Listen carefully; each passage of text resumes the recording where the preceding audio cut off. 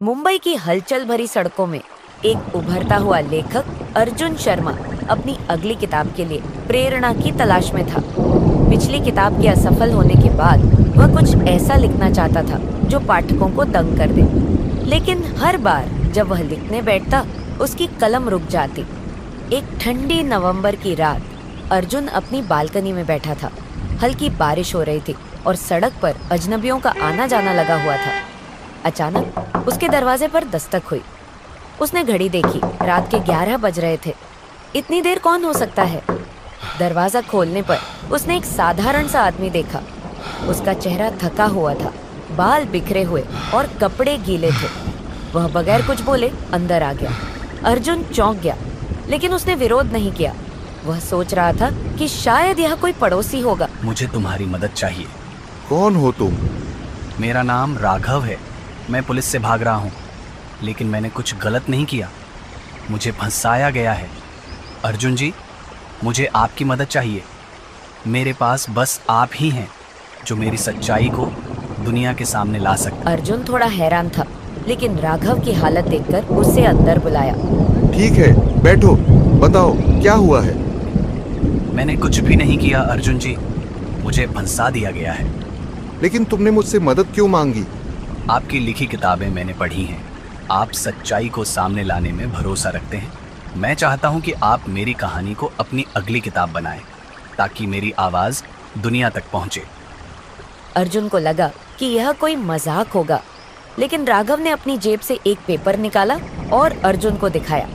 यह एक अखबार का कटा हुआ हिस्सा था, जिसमें राघव की तस्वीर छपी थी और उसके खिलाफ हत्या का आरोप लगाया गया था। मैंने किसी की हत्या नहीं की, लेकिन जिन लोगों ने यह किया है वे बहुत ताकतवर हैं।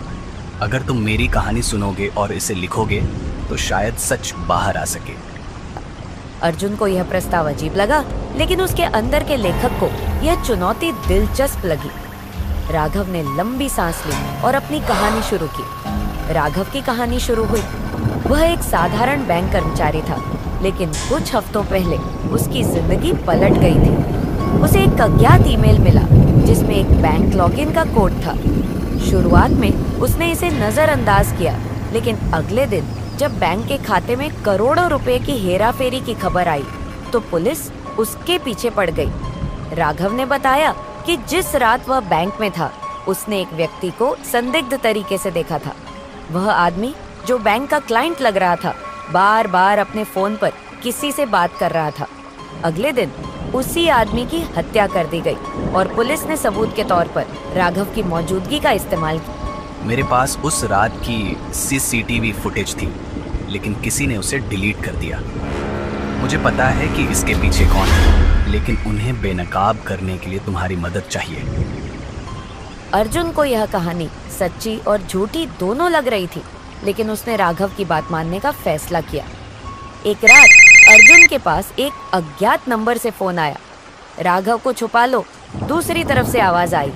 अगर वह पकड़ा गया तो तुम भी खतरे में पड़ जाओगे। अर्जुन, जिस सच्चाई की तुम तलाश कर रहे हो वह आसान नहीं है। बहुत खतरनाक लोग इसमें शामिल हैं, संभल कर रहो। अर्जुन घबरा गया।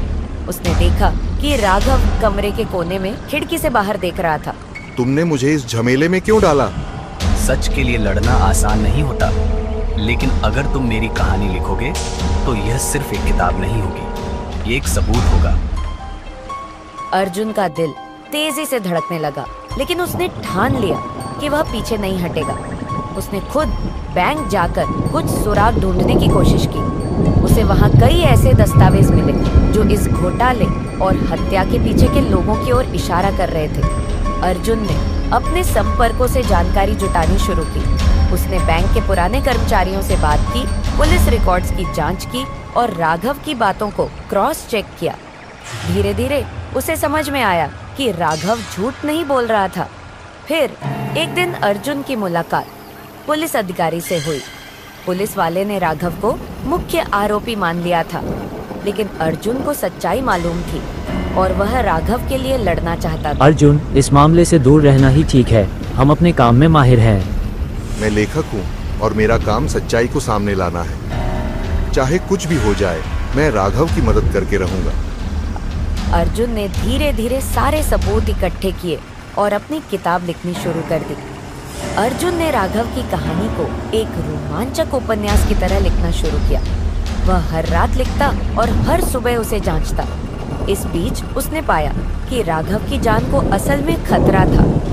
एक रात जब अर्जुन अपने फ्लैट से बाहर निकला तो उसने देखा कि 2 संदिग्ध लोग उसकी बिल्डिंग के बाहर खड़े थे। अब अर्जुन को एहसास हुआ कि यह मामला कितना गंभीर था। कुछ हफ्तों बाद अर्जुन की किताब दहलीज पर अजनबी पूरी हो गई। उसने इसे ऑनलाइन प्रकाशित करने का फैसला किया ताकि इसे तुरंत लोग पढ़ सकें। किताब में राघव की बेगुनाही और असली अपराधियों की साजिश को विस्तार से बताया गया था। उसकी किताब ने राघव की पूरी कहानी को दुनिया के सामने लाया और यह वायरल हो गई। लोग राघव की कहानी को सुनकर उसके पक्ष में खड़े होने लगे। पुलिस को आखिरकार असली अपराधियों को पकड़ने का दबाव पड़ा। आखिरकार असली अपराधी पकड़े गए। यह बैंक के एक ऊंचे पदाधिकारी और उसके साझेदार थे जिन्होंने हेराफेरी की साजिश रची थी। राघव निर्दोष साबित हुआ और अर्जुन की किताब ने उसे न केवल एक प्रसिद्ध लेखक बना दिया बल्कि न्याय के लिए एक नया रास्ता भी दिखाया। कुछ हफ्तों बाद राघव अर्जुन के पास आया। अब उसके चेहरे पर एक राहत और संतोष था। आपका बहुत बहुत शुक्रिया बड़ी अर्जुन जी। अगर आप न होते तो शायद मैं कभी बेकसूर साबित नहीं हो पाता। अर्जुन मुस्कुराया। उसने महसूस किया कि उसकी लेखनी केवल कहानियां नहीं बल्कि सच्चाई का चेहरा बन सकती है। दोनों ने उस दिन का जश्न मनाया, लेकिन कहानी यहाँ खत्म नहीं हुई। कुछ समय बाद एक रात फिर अर्जुन के दरवाजे पर दस्तक हुई। जब अर्जुन ने दरवाजा खोला तो उसने राघव को देखा, जो इस बार एक रहस्यमयी मुस्कान लिए खड़ा था। तुम फिर से? अब क्या हुआ? यह तो बस शुरुआत थी। क्या मतलब? जो तुमने लिखा वह सिर्फ एक हिस्सा था। असली कहानी अब भी बाकी है। क्या तुम तैयार हो? अर्जुन के चेहरे पर हैरानी और उत्सुकता दोनों थी। उसने सोचा कि शायद यह कहानी उसे और गहराई तक खींच लेगी। इस बार कहानी में दहलीज पर खड़ा अजनबी अर्जुन नहीं बल्कि सच था और अर्जुन के मन में कई सारे सवाल लेकर खड़ा था। क्या राघव की असली अपराधी है? और यदि हाँ, तो वो सारे सबूत बैंक के बड़े अधिकारी के खिलाफ कैसे मिले? सीसीटीवी फ्यूज तो गलत नहीं हो सकती। फिर आखिर क्या बात हो सकती है? कौन सी सच्चाई है जो अब तक राघव ने अर्जुन को नहीं बताई है? लेकिन इनके जवाब अब राघव ही अर्जुन को दे सकता है।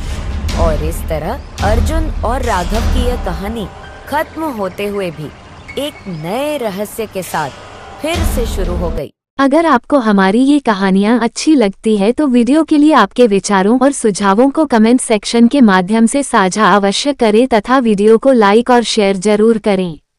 इसके साथ ही चैनल को सब्सक्राइब करना और बेल आइकन को प्रेस करना न भूलें ताकि ऐसी ही और आने वाली वीडियो के बारे में आपको सबसे पहले अपडेट मिलता रहे।